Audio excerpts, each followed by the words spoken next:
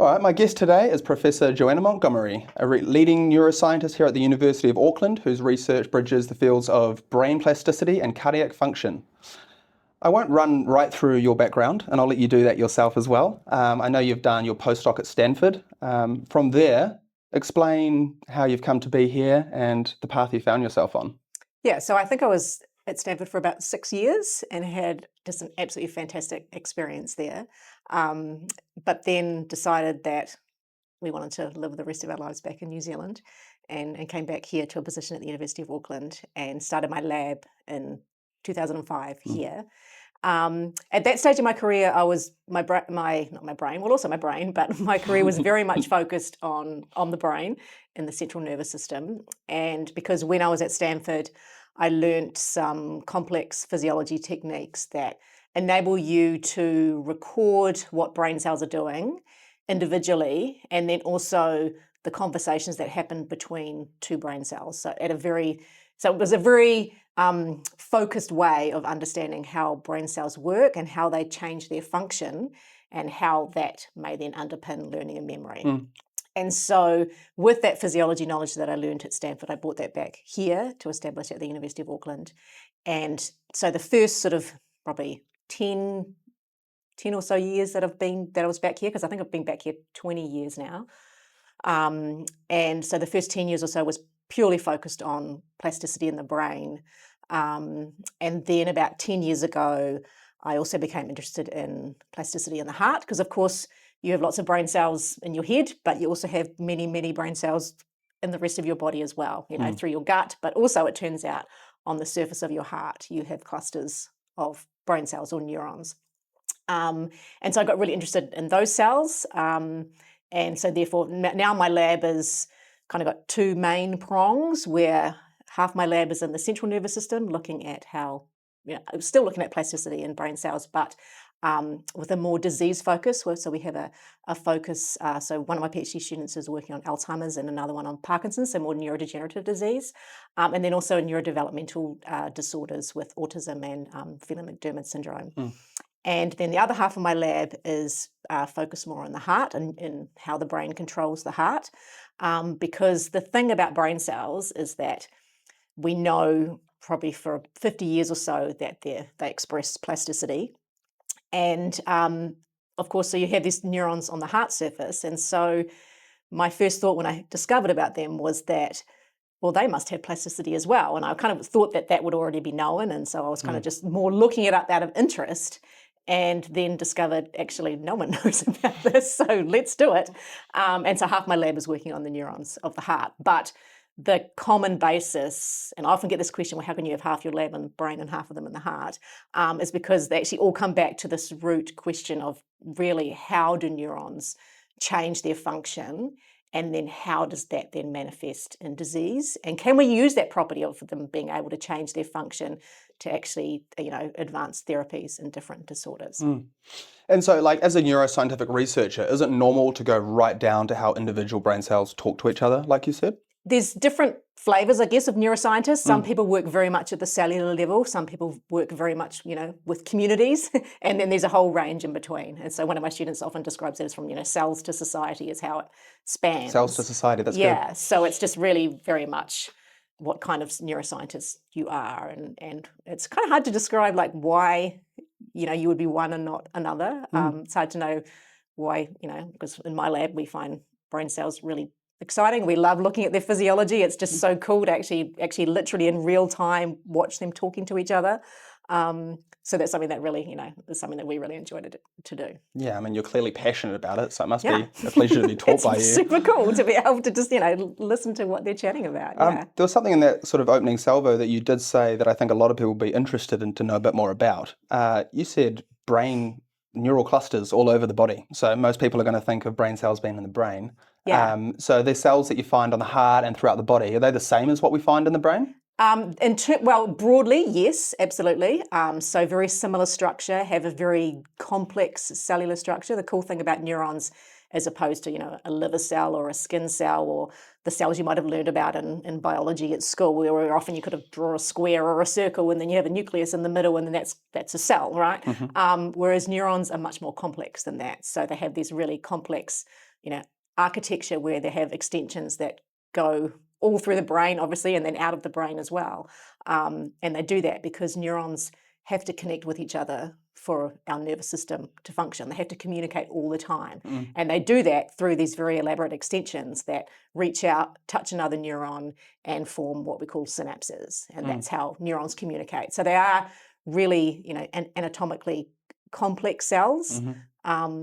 And really beautiful cells as well. There's like a cool picture of one up there on that hippocampus one. You can just kind of see their beautiful architecture. And yeah, right. It's and just so on this side the here, ones that the ones that sort of are all together, are they? Oh, I completely. Okay. Don't worry. I won't break your stuff anymore. The ones that each one that connects to each other, is that what a cluster is? Yes, exactly. And so depending on where you are in the body, those clusters can be very different sizes. So for example, in the brain, you've got somewhere on the order of 10 billion neurons. Okay. Whereas on the surface of your heart, it's sort of thought to be somewhere between 40,000 and 200,000. So there's far fewer of them there. But that doesn't make them any less important, obviously. Yeah, and right. then in clusters in your gut as well. Yeah. And everywhere else by the sound of it as well. And lots of nervous system through your whole body. And do you think so far with your research that the clusters on the heart are what have the largest effect on us? Well, there's certainly a lot of neural control that comes from the heart, from the head as well, from the brain. And then there's the heart itself actually has electrically excitable cells that can control heartbeat as well. But they're certainly a very important piece of the puzzle. And when you say, because you said plasticity a few times, and just for any layman out there. Yeah. So plasticity, the ability to change? Exactly. So it was about 50 years ago that it was first described in a region of the brain called the hippocampus, which we know is really important for learning and memory. And so people were literally actively searching for, well, how does learning and memory work? And it was found that when you stimulate neurons in certain ways, you can change the strength of how they communicate with other neurons. So that can be made stronger or it can be made weaker, depending on how you stimulate them.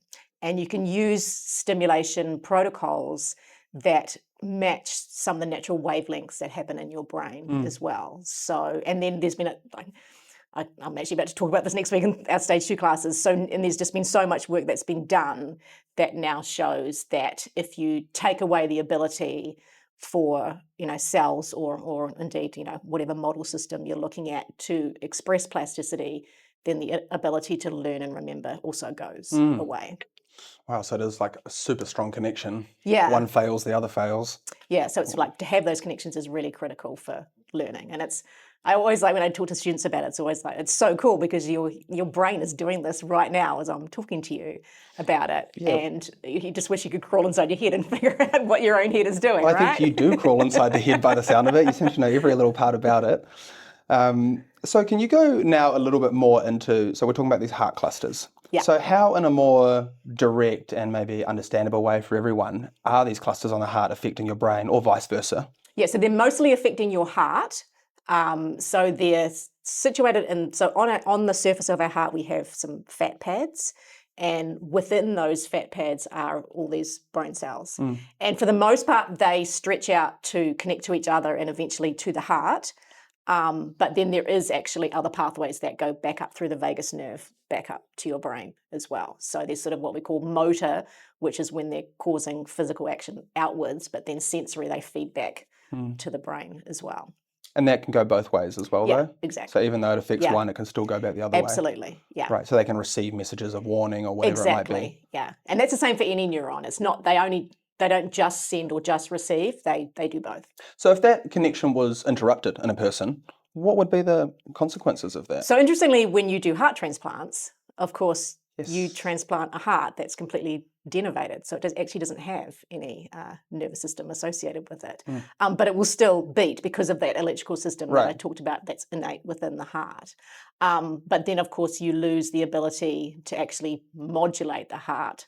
So a lot of things like the vagus nerve, for example, can really slow the heart, for example. So you do lose that ability to sort of fine control what's happening in the heart. Right. So there is actually evidence that then that innervation will grow back, but that's very difficult to study.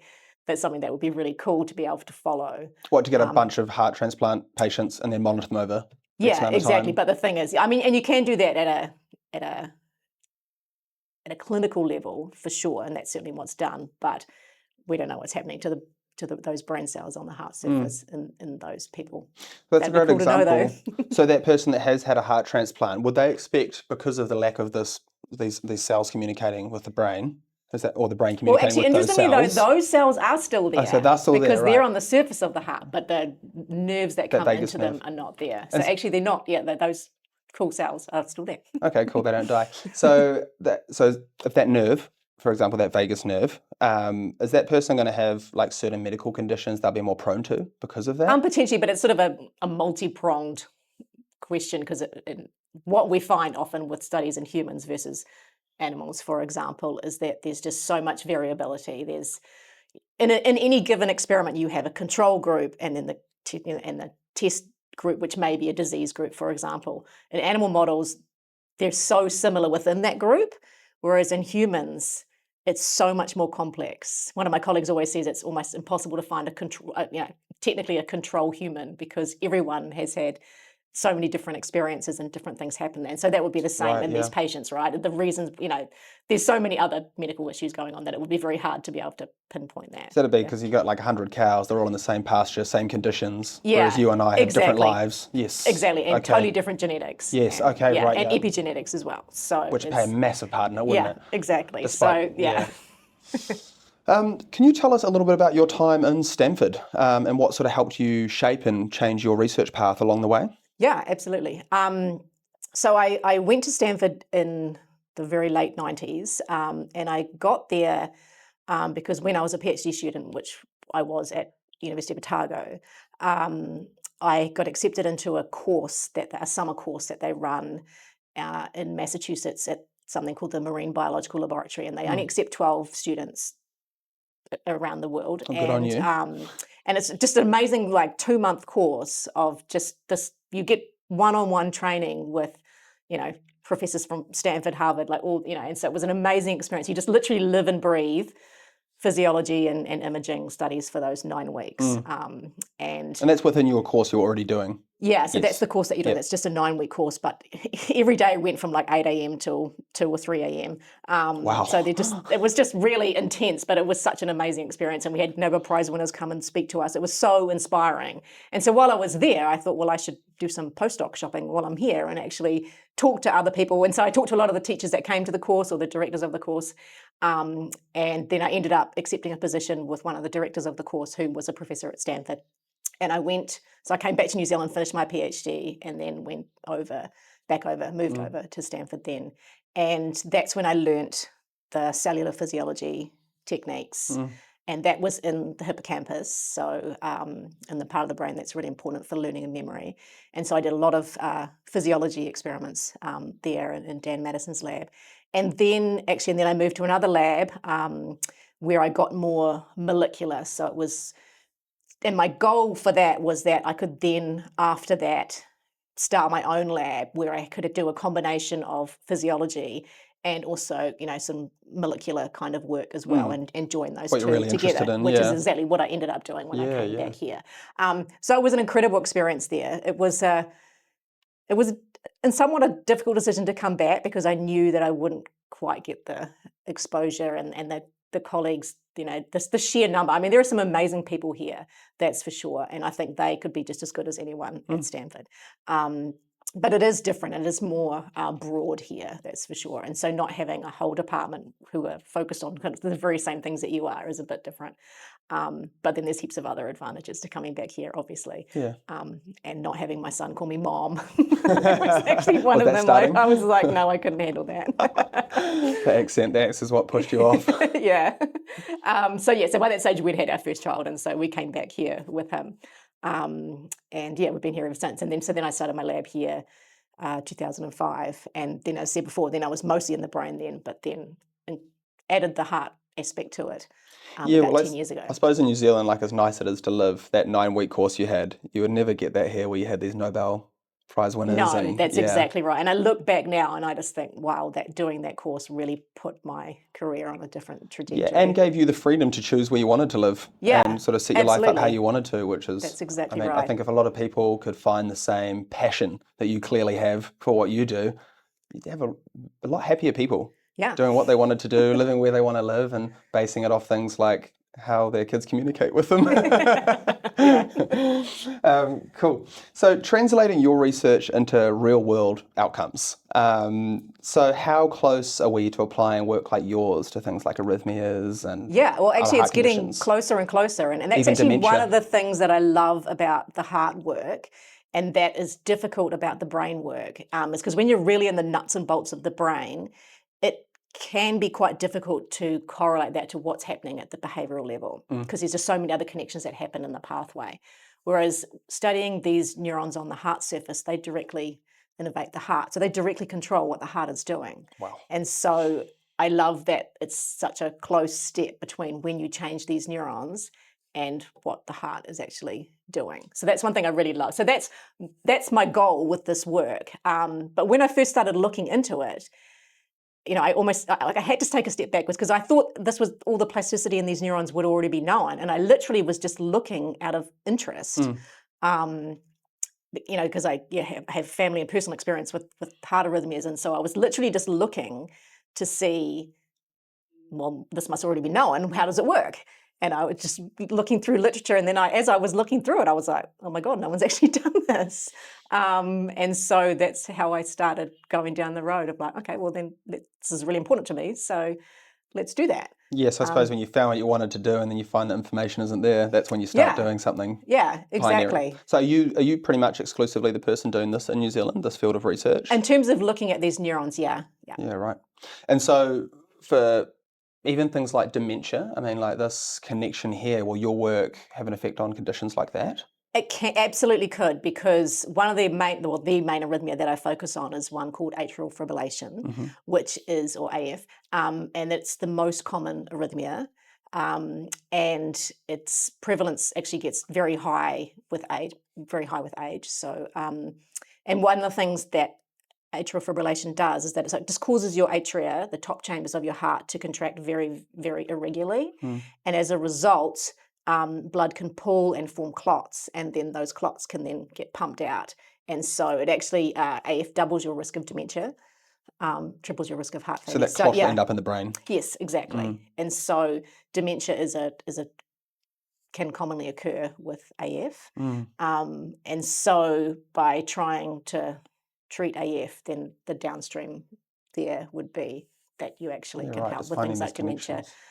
Stroke is also another, is really the major problem with AF. It's very exciting finding these connections when you find that point. You're like, wow, I've just found something new. That must be incredible. And so I was just a couple of months ago over in San Diego at a heart rhythm meeting and chatting to a colleague there who's an engineer and really keen. So he's been doing some other work, mostly with heart failure, but is really keen now to work with us to try. They can build these really, really tiny, tiny electrodes.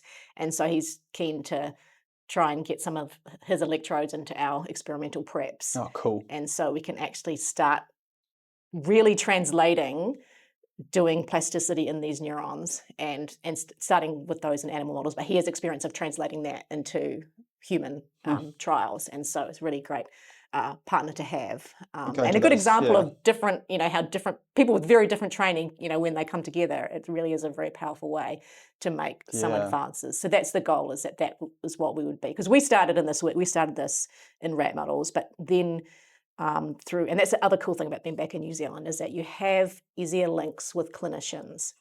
And there are a lot of clinicians over the road who are very keen on doing research and very keen to just help support research however they can. So with their help, we managed to get the process set up to be able to actually get epicardial fat samples from people who undergo open heart surgery over the road.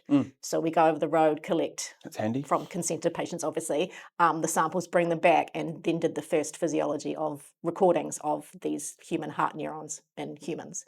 Wow. So we just actually published that earlier this year. So it was like, because no one had done it, and so we were like, let's figure it out as well. So I had a really talented postdoc, Dr. Jessie Ashton, who really, put a lot of those thoughts. Jessie Ashton. Jessie Ashton, cool. Who put a lot of what was in my head into practice, which was really great. That's just not even multidiscipline. That's different personalities coming together and finding ways different to make skills, things work. exactly. Yeah. So before you made these connections between the brain and the heart, what did we believe before that? Like, what was the... So historically, this was kind of a popular area in like the 60s and 70s where there was sort of some very classic experiments done in these cells. And so those were sort of fundamental, how do these work, but with a lot cruder methods than we have these days. And that work made slightly the wrong conclusion. It was basically saying that these neurons just basically pass on messages. They don't do anything. They're really just literally, here's the message from the brain. They're just there to then pass that on to the heart. But when you come from a background like mine, where you know that neurons are not passive structures that sit there and pass stuff on, like you get a cluster of neurons and something stimulates them, they're going to start talking to each other, they're going to start changing the activity, and then they're going to pass it on. And so historically, it did seem like they were just sort of very boring neurons, but actually it turns out that they're not. So we know now that the neurons that come from people with atrial fibrillation are way more excitable than the ones that come from people who don't have AF. And so it seems that there's plasticity happening structurally and functionally in those brain cells on your heart that are then influencing what your heart does. So now I've got to figure out, okay, so these neurons have plasticity, great.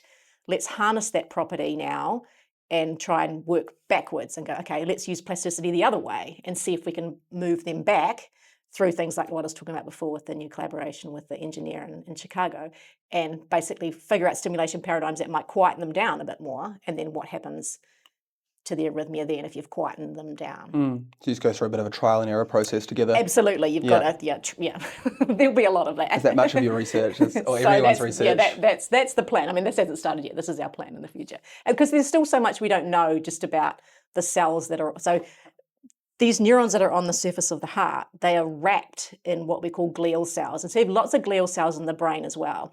And they're an example of a cell that for a long time people thought were kind of boring. I, myself included, I shuddered to admit, but I kind of thought of them like marshmallows. They just kind of sat there and just sort of supported and just like sopped up extra stuff and didn't really do a lot. But it turns out they're actually very active cells, even though they don't have the same electrical activity as neurons.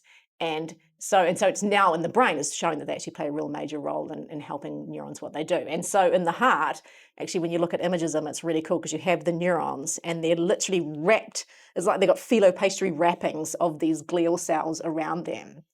We know nothing about what these glial cells do. So I actually have a grant in right now that is asking the question about what, how do they function? What do they do? What are these guys doing when the neurons are, going a bit crazy or whatever? Are they not behaving right? And is that what's driving the, is it a chicken and egg kind of thing? Well, you have to understand it, don't you? That's exactly right. You've got to figure out what all the different nuts and bolts do before you can put it together and have a... So all these sort of obviously, there's loads of areas of interest that open up with this research. Do you have a sort of medical or research goal in mind? Ultimately, the goal is to figure out if we can harness these plasticity paradigms to actually be able to use them as a treatment paradigm for arrhythmia such as AF.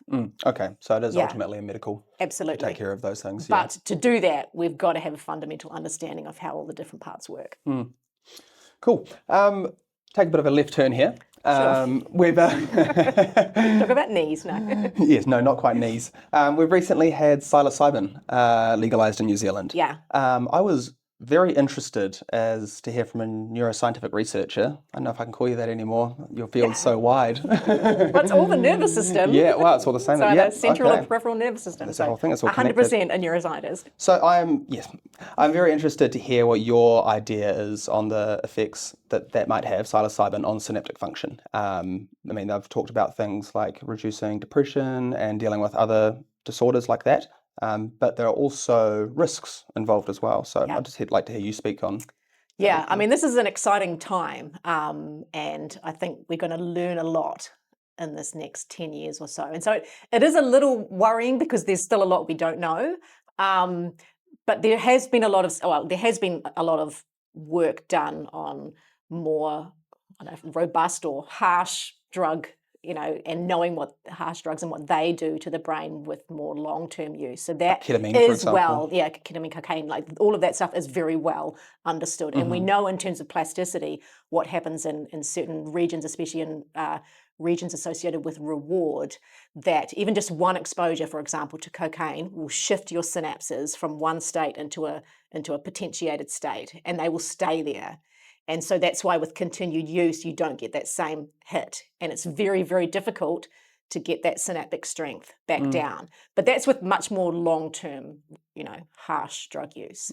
So in terms of, we don't really know a lot about what's actually happening with these, small, microdosing, for example. There's a lot we don't know about that yet. You could propose that maybe it's just causing, smaller changes that remain a little more plastic, and so you still maintain the ability of neurons to be plastic, but that they can actually maybe temporarily shift into different states, and that will have downstream effects. That would be my hypothesis of how it's working, but we don't know that for sure. And then we come back to what we were talking about before, about how everyone's different. And so this, we need more human studies to actually be able, because you've got to have large sample sizes to really have a good idea of it.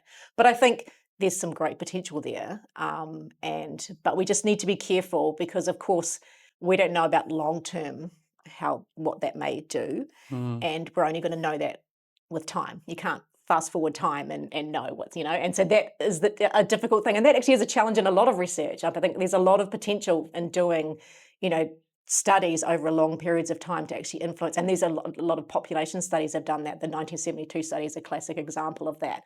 But we're only now getting to the point where those people are in their 50s and we're understanding some more aging relating things. So for example, you had to wait 50 years to get to that point. And it's the same with this kind of work.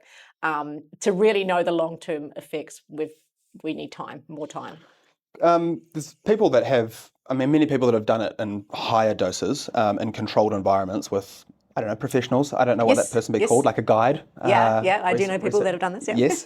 And the stories that come out of it are often of extraordinary change. People will say things like, I met God 100%, or they come out of it and they have dropped a habit completely, like smoking or something like that.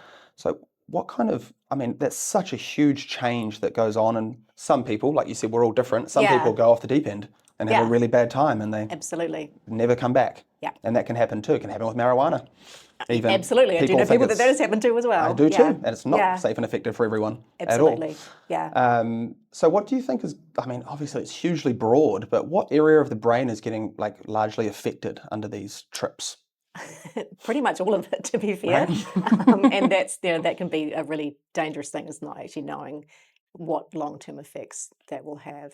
But the variability from person to person is always a concern for there. But anyway, so I forgot the start of what you said about the. I was just saying, with such a large or a monumental change happening to the brain. Yeah. I was trying to get a rough idea of what's going on. Like you said, it's so unknown, but people do have crazy big changes that change their whole life permanently. Yeah, that's exactly right. And who are we to judge whether that's if someone said they saw God, then great. For sure, yeah. If it makes you a better person, wonderful. That's exactly right. Yeah. And so I think people will have different experiences, and we could think of that completely biologically, in terms of, and that could be due to genetic differences and all kinds of differences that may have epigenetics as well. And they could have different, and absolutely people have different relative sensitivities. And that may depend on their prior drug exposure, for example, alcohol use, and genetics again. So there's just so much that could feed into that. Alcohol use. And then, of course, we have the great placebo effect, which we have seen thousands of times is incredibly powerful. Is there something there that's more than metaphysical? Is there something going on, the placebo effect? Yeah, well, I think that there's a lot of what's happening in your brain that you can, you actually have the power to induce plasticity yourself in certain ways. And I think that, the placebo effect is 100% real. Well, thinking about something differently, like if you have an experience, just tangent here for a second, experience that happens to you when you're young, and that is a hostile experience, and people often relate the same experience throughout their life to that hostile thing. But if you could change your view on that experience so it became positive, that's neuroplasticity? That's exactly right. And a lot of therapy does that. That's exactly what... That's like EMDR and things like that. Exactly. Right. That's exactly what it's trying to do, is to change those pathways. Because your brain can be really stubborn. And, historically, when you think back to when we're a lot in survival mode, if something bad happens, your brain doesn't want you to forget it, because if you forget it, then you might do it again. Is it trauma? So exactly. So it's like you can't, your brain is this very old-fashioned thing in some ways, and it's like you can't forget that. I'm going to engrave that in stone because I don't want to happen again. So I need you to remember that. Survival technique. Hey? Yeah, exactly. And so actually, what happens at your synapses when you encode memories and you have a lot of adrenaline and noradrenaline in your brain, that actually really makes it get carved in stone. It really makes sure that those synapses stay in this altered state. So it's really interesting that the plasticity at that cellular level is altered by a lot of those stress hormones that happen. And so your brain really is trained to make you not forget that. And so, unfortunately, that comes with some bad stuff as well, obviously, because then there's stuff that you don't want to remember, but your brain is really saying to you, as in a survival mode, I don't want you to forget that. And so that's what a lot of a lot of therapy processes do, is try and rewire that. And it can be very challenging, obviously. Yeah, well, I know, we've all had bad things happen to us, and it's confronting it that is often the most healing thing, because I guess that is to see it for what it is and to understand it and to understand your feelings around it, rather than just to be like, this bad, this scary. Yeah. And to kind of tuck it away. Yeah, exactly. But then you'll know, probably yourself and many other people will know that then something happens to trigger that. Oh, of course, at the worst time. All back. Yeah, we hear the word, the word triggered has kind of been overused nowadays, but we are all constantly triggered all the time. Absolutely. Yeah, it's just how you manage it, isn't it? Yeah. Yeah, I just before we move on from that, just because I think marijuana is a particularly interesting topic within that, because we have such a social acceptance of it now. And I don't necessarily think it's a bad thing, and criminalizing it I don't think is the right thing, but there seems to be a misunderstanding about it as well. People think like, I don't drink alcohol, I smoke a little bit of weed, for example.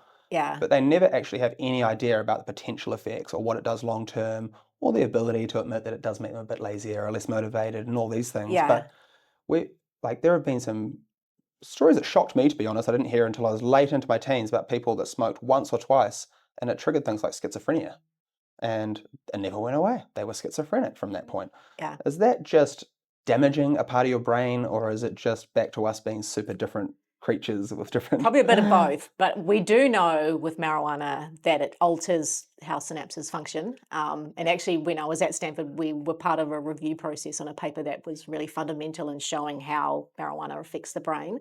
And it basically what it does is it changes how much neurotransmitter your brain releases, and that can be have major effects on how synapses function. That can really potentiate or strengthen synapses that shouldn't be strengthened. So it can literally rewire your brain. Of course, there is also the issue of how clean, so to speak, a given dose of marijuana is. We know, of course, that they can be laced with other things. Oh, right, so gotcha. that's the thing, right? It's without knowing what really happened to someone in terms of the fact that there may be other things that were in there as well. So again, you need that controlled environment. Yeah, that's exactly right. So what you need is you have 100 people, and then you'd have to give. Yeah, so it's that's the problem, right? Is that life experiences aren't done that way. Yeah. And so it's not in a controlled environment where you only change one variable per group.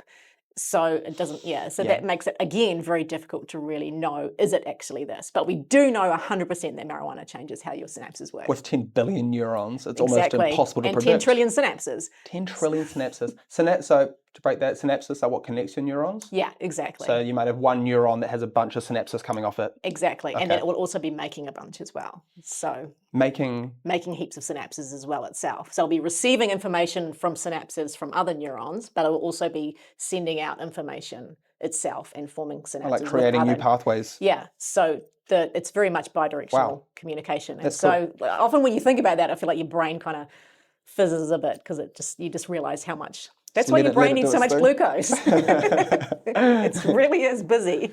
Yeah, well, I saw the other day our brain only requires about 13 watts of electricity just to think at a steady rate. Whereas if you got an AI machine to do the same thing, it'd be like 8 quintillion. Yeah, exactly. We're way better designed. Some amount you can't even think of. I mean, AI is cool, but it's a long way from us. It's great, but it is not human. It's not conscious. I won't hear an argument for it. Yeah, exactly. So for ethics, do you feel like New Zealand is striking the right balance between caution and progress in things like psychedelic therapy? Yeah, I think it's variable depending on there's so many different arms of ethics. But I think this is something that we do need to be really careful with, and I think that's something that we very much need to be guided by the science and the data on. And you can't rush that, as we talked about before. So there is a really important balance there. And ethics is a major part of being a scientist, in terms of, and that doesn't matter who or what you work with. That may be cells, people, animals. You've got to really get that right. Do you lean on international research well, not you specifically, when people start looking into things like this? Absolutely, Right. yes. Certainly should not just be what's done in New Zealand. There are some amazing research groups, in the world who are far, far ahead of people that are researching it here, and so we absolutely need to do that. That's a really important part of science. That's a great part of science, is actually forming communities that aren't physically in the same place, but that work together to actually do something that is not possible at all. And especially somewhere so isolated as New Zealand, we have to be at these other international conferences, hearing the latest research. It's so important. And we also need to be part of it as well. We can't just be watching it. We absolutely need to be part of those international partnerships, for sure. Yeah, that geographic isolation is something that's quite easy to forget, because you feel so connected by the internet. But yeah, like you've just said, with these conferences and just being able to access, have one-on-one conversations with other researchers and things. Exactly. And we are great thinkers. And I think that is something that I really noticed as opposed to in other institutions. Students here, it's hard to really nail what it is, but I know in other places there's a lot more rote learning, whereas here there's less of that. And I think as a result, we've got some really good scientists, and kids are really good scientists. I really love I go to school sometimes, and we have, through the Centre for Brain Research, we have this little kit, so to speak. It has a human brain, a cat brain, a monkey brain, and a rat brain. And so we show the kids them, and I usually don't say very much at the start, and then just leave it to them and say, being a scientist means you've got to have a really good imagination. So let's use that imagination. Let's ask lots of questions. And the questions that I get, we usually after an hour, we have to stop, because it's like they need to go do something else, and so do I. But they are just such good scientists, and we need to make sure we keep that. Because you've got to have a good imagination to be a good scientist. I've never heard that. I've never heard someone say imagination and science. I've always thought about science as being in the same field as like math, where there is a right answer and there is no other answer whatsoever, and you're wrong, get out. Yeah, so that's the thing. You're thinking about the answer rather than the whole process before that, right? The answer is the end point, right? True. Whereas at the start, you've got to be able to think of the questions. And to do that, you've got to have good imagination. Oh, well, it all starts with keep it. Showing kids a bunch of hearts and letting them talk. So where do you say kids can do that? Is that like a day thing? Yeah, I've just done that at a few schools. Oh, right, I've just gone and taken the little brain kit there, and well, maybe a few others will be calling you after this. it's actually really fun to do. I mean, it's just the questions that they ask are just you just never know what you're going to get. And, that's cool. It's actually really cool. Well, that sort of leads me into like the conceptions about neuroscience and physiology, and how do you think they're understood within the public, or are there any misconceptions about it you think could be addressed? I think there's a lot of science that is not. I think there's just not enough science in society, is probably what I would surmise from that. And I think we did see that a lot with COVID. Do you mean in the thinking of people in general? I think there are heaps of very intelligent people that do lots of good questioning, but I feel like, and I'm obviously very biased when I say that, I think we need more science in our curriculum right from the start of school. I agree. It's not something that's done very much. It's not a big part of our curriculum, yet it underpins so much of what we do, and your health and your well-being and all kinds of things to do with the universe, really. Well, outside of spirituality, explains everything. That's exactly right. And there's even some science for spirituality, you know. There is. So it's it's like whole denominations. Yeah. So maybe don't go there. I think that's the biggest thing is that we need more of it, because it just underpins so much of what happens and what we are, and so that would be, I think, the biggest thing. Because it's funny, because when you meet people, or even my own, extended family, it's kind of like, I think they had, a lot of people think about what you might actually do during your day, and I think when someone says they're an accountant or they're a teacher, that's easier, because often it's something that you've either done or in terms of through school or something. But with scientists, a lot of because we haven't had a lot of that training and experience, people don't really understand what you do. And it was actually probably, my family know what I do, but I think it was only at my professorial lecture that they really saw what I do, because wow. it's just it's just something that is not routinely done, by most people, because it wasn't part of our curriculum and training. Yeah. And I had some amazing science teachers, and I'm sure that's part of what took me this way. But I also had some terrible ones as well, which was, read a book and summarize this, that's not science. You've got to be in there with your hands, and then being able to, really just ask lots of questions. Like those kids. That Yeah, sparks exactly. something, doesn't it? Plants Yeah, a that's seed. exactly right. And I really hope by doing that there's someone that's just like, wow, I think science is really cool. I'm going to do that. Hey, Mum, I saw this heart today. It looked different than this heart. Yeah, exactly. Or brain. Yeah, it's just like, that's what we need. More of that.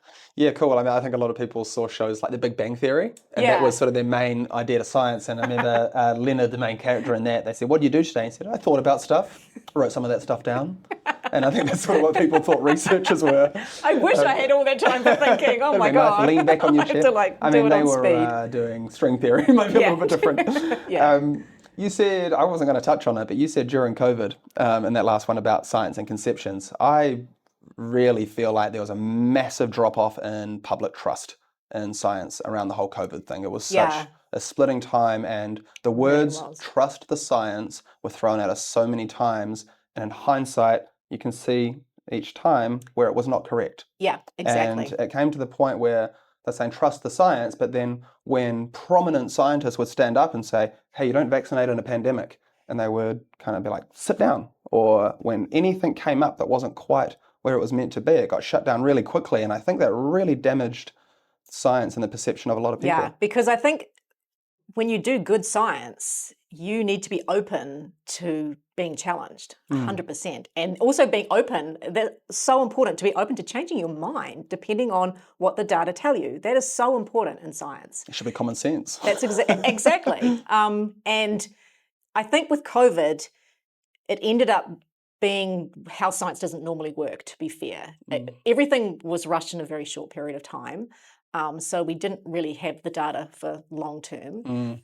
So that was a worry. And that's not normally how science works. The cool thing about it, though, was that lots of people were given the opportunity to work together rather than competing against each other. It was like, let's all work together on this. And I thought that was really good as well.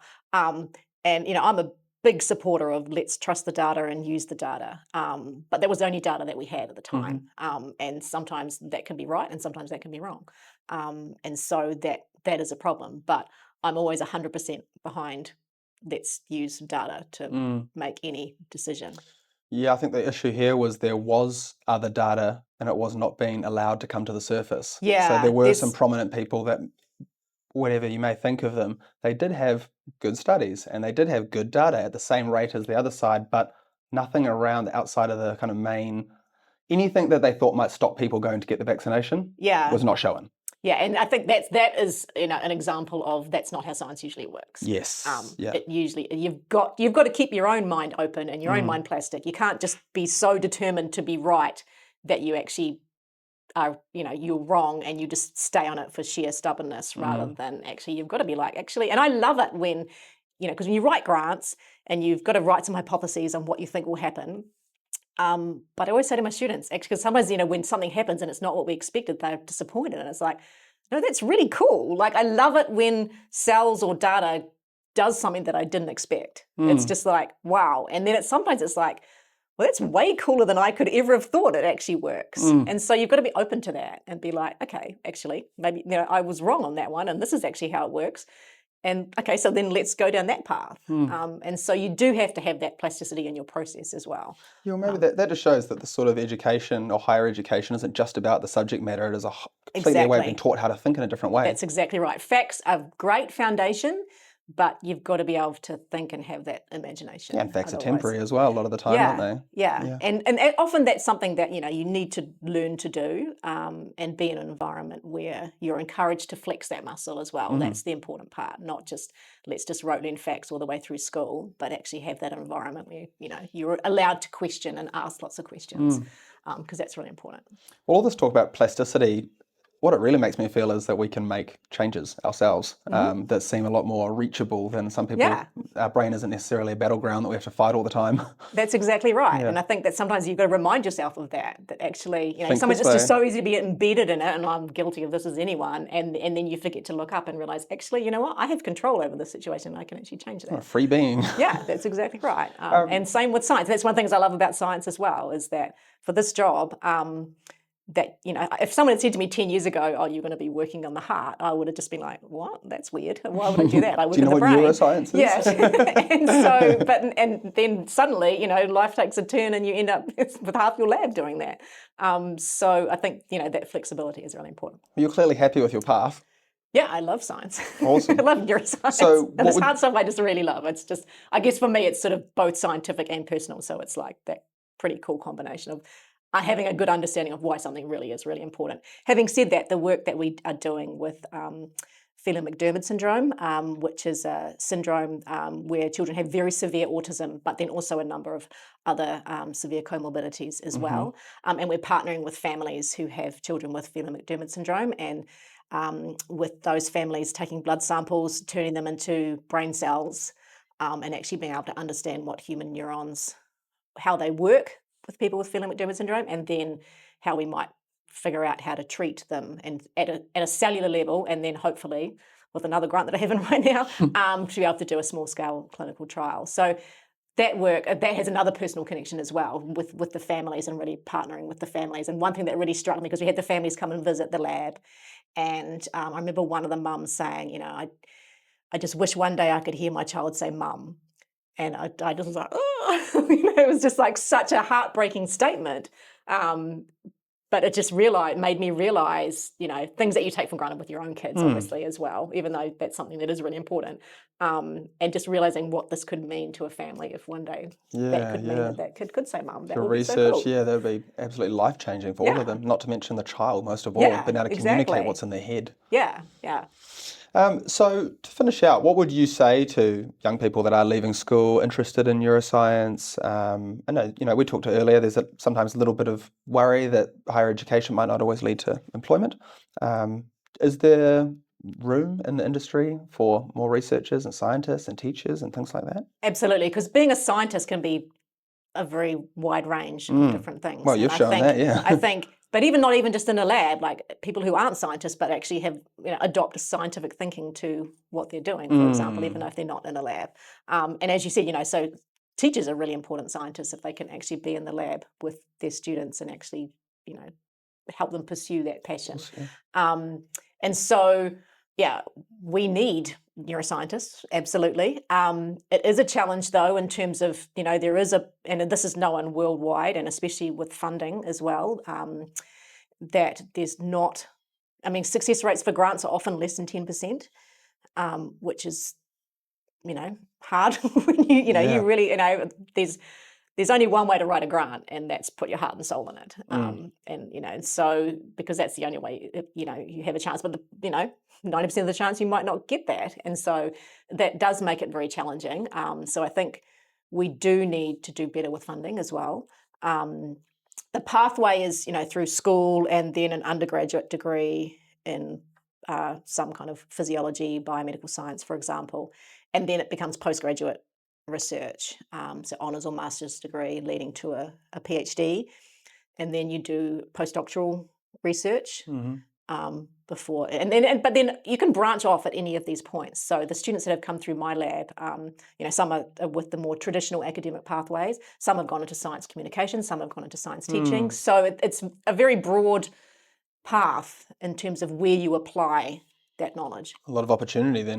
Yeah, exactly. And we always need more imagination. So if that's something that I think, and I always say this to my students as well, especially when they're choosing a PhD, it's like, this is your life for the next 3 or 4 years. And this has got to be something that you absolutely love. So we've got to make sure that we develop a project together that is something that you are just going to really just keep wanting to know the answers to, because that's the cool thing about science, right? Is you get to create new knowledge through your work. That's so cool. And so you get to figure out, oh my God, well, this is what these cells do. That's so cool. So it's really important that you're passionate about your project, because it is a big part of your life. So that's something that I think is really important for students to know. Like if this is something that's really your passion, then 100% do it. Yeah, and hopefully you have a good advisor that sits you down and Yeah, that's goes through all exactly, that. and that's the thing. It's other people around you that's so important Mm. as well. To have people that can guide you and help you, support you with that passion. And that obviously is in your personal life, as well as professionally as Yeah. well, that you have that, and it's really important. That's great. Well, thank you so much for talking to me, Professor Montgomery. It was wildly interesting. I could probably sit here and question you for another 3 hours, to be honest, but it's Friday afternoon and I'm sure you want to get home. So thank you very much. I don't normally would say anywhere someone can follow you, but I guess you're not all over social media. No. No. I really should do something about that. Well, but no. you can reach out to not the in terms faculty. of, yeah, exactly. Not in terms of my work. But actually, something else that I am actually very passionate about is women's heart health. We haven't touched on that today, actually, because Please, yeah. I'm part of a leadership team that runs a research focus on women's heart health, and that literally also spans from cells to society. And that's something that we actually want to get more public with, because heart health in women, it's actually the number one killer of women, killing 35% of women, but yet we know all about breast cancer, we all know about cervical cancer. Sorry, did you say 35% of women? Yes. So 35% of deaths in women Are from cardiovascular disease. Wow. Yeah. That is scary, eh? And that's the thing, crazy. most people don't know that. No, had no idea. Often it can be preconceived as a more of a men's health issue, but it's really not. Yeah, why it's is a that? major, I don't know, but what I can tell you is from a lot of the clinical trials, the participation of women in clinical trials is grim for cardiovascular disease. So on average, about 26%. And of course, women's physiology is very different from men's, and we know through different hormone fluctuations that risk of cardiovascular disease changes across the life course. So for women, when they reach menopause, their risk of cardiovascular disease just skyrockets. But there are certain phases, obviously pregnancy is also a risk, but menopause is a major one that every single woman will go through, and we just don't have the data from women. And so unfortunately, a lot of the treatments that have been developed have not been developed for women's physiology. And so a big part of that is trying to raise awareness. So that's something that we do want to do. So that's something that we do need to start some social media on. We actually did some surveys, and we're just crunching the numbers on that. We went to Matatini, and one of the questions was, did you know that, this how many women are affected by cardiovascular disease? And so it'll be interesting to see the results from that. Yeah. And so and also interested in how the female experience when you have cardiovascular disease, how is that different to a mouse, and more at a patient level?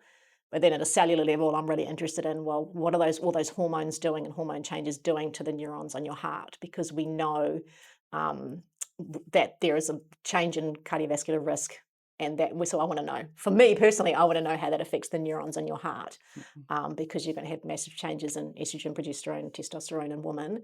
What is that actually doing to heart function? So that's a whole other thing I haven't even talked about, but that's a whole other area that I'm very passionate about. Go on and on. Yeah, that does. I'm quite shocked by that. I didn't realise that 35% of women. Yeah. But then if I think about it, I think, what did I think caused the most deaths in women? I was like, Yeah. I don't know. Yeah, exactly. But What it's else could it be? there's a lot of conversation about breast cancer and cervical Yes. cancer. That's the Yep. thing. And so we need to do better at publicising the fact that women really need to know what's happening with their cardiovascular risk, and especially as they age, because it really gets... Well, once there is some information on that, if you send it through, we'll attach it on Yeah. and can guide people there. And Yeah, exactly. And there's some initial studies. It's really interesting though. So certain ablation studies done for certain heart arrhythmias, there's some retrospective studies and showing that if they're done at certain phases of the menstrual cycle, they're more effective than in other phases. And that's really important, but it's these are just small, tiny studies. Sorry, what's an ablation study? So ablation is when basically they go in and destroy certain populations of cells Okay. that might be causing an abnormal heart rhythm.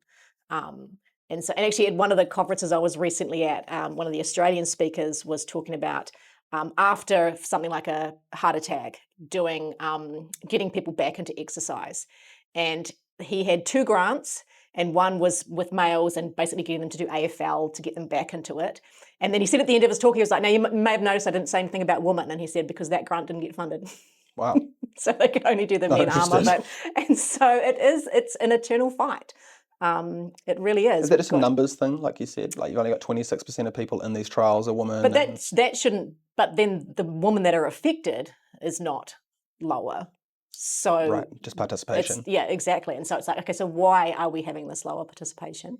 Why are we not recruiting women? Why are we not having actually female-only studies where we actually can understand the nitty-gritty of female physiology? Again, a whole other topic. So I'm like, I could go on for hours. If you tried to launch an only female, only male topic in the modern day, you're going to hit some real issues real quick. But that's a huge equity issue, right? It's like, it's actually, we need to have that information. So for example, just say you would know your smartwatch, probably the equation of your maximum heart rate is 220 minus your age. That's what you would have been, that's like the standard thing that people know, right? Go back and look at the study that was done on 100% men. Turns out that's not the case for women. Right. But like, that's what everyone spouts back, 220 minus your age. That's my maximum heart rate. And there's no way to take all this male research and then pull like some data to the side and say, now let's take in the female factors and add it to this data and see what we get out of it. Yeah, but then you need the females in there, right? You can't do it without the trial. Exactly. Right. You've got to have them in there and doing it. So it's just not suitable to use it. Yeah, so we've got to really do better. We've got to do better at that, for sure. And then understanding what on earth is happening and, to get a good understanding of what's happening for Well, I think it's obviously another passion project of yours, and I think with your passion behind it, it's bound to get the grant. Do you know when your grant gets approved or denied? Or later this year, yeah. Let's get it. Thanks. Well, we have gone over time. Yeah, exactly. That's quite all right. It's absolutely fine. Yeah. Like I said, it's been an absolute pleasure to talk to you, and I hope to touch base again in the future. Yeah, absolutely. Well, thanks very much for chatting with me. I enjoyed it. Thank you.